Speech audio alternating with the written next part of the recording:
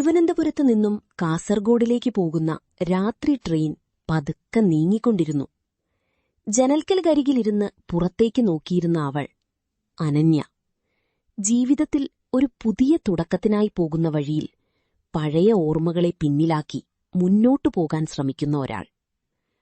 അവളുടെ മുന്നിലെ സീറ്റിൽ ഒരു യുവാവ്, രോഹിത്. ലാപ്ടോപ്പ് തുറന്ന് എന്തോ ജോലി ചെയ്യുകയായിരുന്നു. പക്ഷേ ഇടയ്ക്കിടെ അവന്റെ കണ്ണുകൾ അവളിലേക്ക് തിരിഞ്ഞു. "എക്സ്ക്യൂസ് മീ, ചാർജർ ഉപയോഗിക്കാമോ?"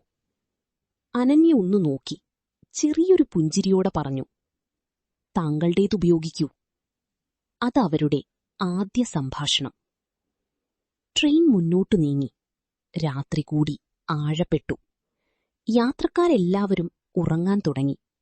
എന്നാൽ അവർക്കിടയിലെ സംഭാഷണം അങ്ങനെ അവസാനിച്ചില്ല. "എവിടേക്ക്?" രോഹിത് ചോദിച്ചു.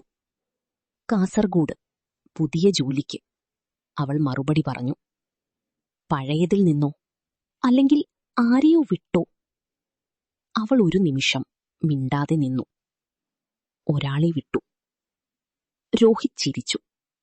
"എങ്കിൽ ഈ യാത്ര നിനക്കൊരു പുതിയ കഥയായിരിക്കും." അവരുടെ സംഭാഷണം ധീരെ ധീരെ ഗാഢമായി. ജീവിതം, സ്വപ്നങ്ങൾ, പരാജയങ്ങൾ എല്ലാം അവർ പങ്കിട്ടു. ഒരുപാട് കാലം പരിചയമുള്ളവരെ പോലെ. വെളിച്ചം കയറുമ്പോൾ ട്രെയിൻ ലക്ഷ്യസ്ഥാനത്തേക്കെത്താൻ തുടങ്ങി. അനന്യയുടെ മനസ്സിൽ ഒരു വിചിത്രമായ ശൂന്യത. "ഇതിവിടെ അവസാനിക്കുമോ?" അവൾ ചോദിച്ചു. രോഹിത് ഒരു കാഗിതം അവൾക്ക് നൽകി. "ഇല്ല, നീ ആഗ്രഹിച്ചാൽ ഇതാണ് തുടക്കം." അതവന്റെ നമ്പർ. അവളൊന്ന് ചിരിച്ചു. കൊച്ചി നഗരത്തിന്റെ തിരക്കിനിടയിൽ പോലും ചില ഹൃദയങ്ങൾ ഒറ്റപ്പെട്ടതായിരിക്കും. അതുപോലെ തന്നെയായിരുന്നു ആദിത്യയുടെ ജീവിതം. ഒരു റേഡിയോ ജോക്കിയായ അവൻ ഓരോ രാത്രിയും അന്യരുടെ കഥകൾ കേട്ട് അവർക്കായി പ്രണയഗാനങ്ങൾ അവതരിപ്പിച്ചെങ്കിലും തന്റെ സ്വന്തം കഥ അവൻ ഒരിക്കലും പറയാറില്ലായിരുന്നു.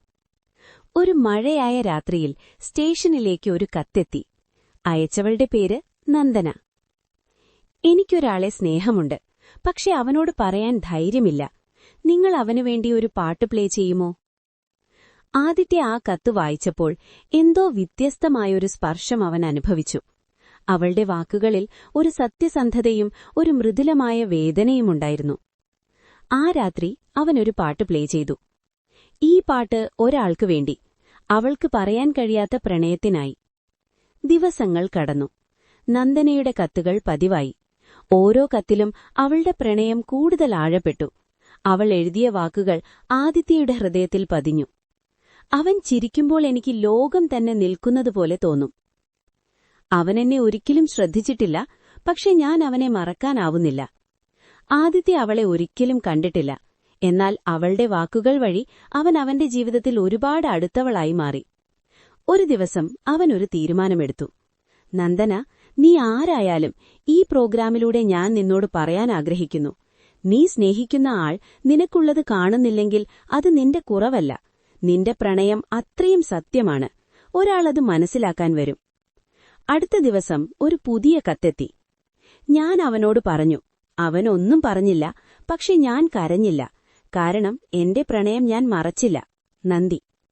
ആ കത്ത് വായിച്ചപ്പോൾ ആദിത്യയ്ക്ക് ഒരു അത്ഭുതമായ അഭിമാനം തോന്നി. വർഷങ്ങൾ കടന്നു. ഒരു ദിവസം സ്റ്റേഷനിൽ പുതിയൊരു ആർജെ ജോയിൻ ചെയ്തു. അവളുടെ പേര് നന്ദന. ആദിത്യ അതിശയത്തോടെ നോക്കി. "നീ ആ നന്ദനയാണോ?" അവൾ ചിരിച്ചു. "അതെ, നീയാണോ ആ ശബ്ദം, എന്റെ പ്രണയത്തിന് ധൈര്യം നൽകിയവൻ?" അവരുടെ കണ്ണുകൾ തമ്മിൽ സംസാരിച്ചു. ഒരിക്കൽ കാണാത്ത രണ്ടുപേർ വാക്കുകൾ വഴി പരസ്പരം മനസ്സിലാക്കിയവരായി. അവൾ മൃദുവായി പറഞ്ഞു, "ഞാനിപ്പോൾ ഒരാളെ വീണ്ടും സ്നേഹിക്കുന്നു." ആദിത്യയുടെ ഹൃദയം ഒരു നിമിഷം നിശ്ചലമായി. "ആരാണ്?"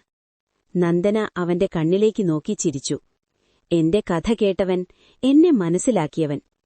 ആ നിമിഷം എല്ലാ കത്തുകളും, എല്ലാ രാത്രികളും, എല്ലാ വേദനകളും ഒരു പുതിയ പ്രണയത്തിന്റെ തുടക്കമായി. റേഡിയോയിൽ വീണ്ടും ഒരു പാട്ട് പ്ലേ ചെയ്തു. ഈ പ്രണയം ഇത്തവണ മറക്കില്ല. കൊച്ചി നഗരത്തിൽ മഴ വീണ്ടും പെയ്യുന്നു. പക്ഷേ ഈ തവണ അത് വേർപിരിയലിന്റെ കണ്ണീരല്ല, ഒരു പുതിയ പ്രണയത്തിന്റെ സംഗീതമാണ്.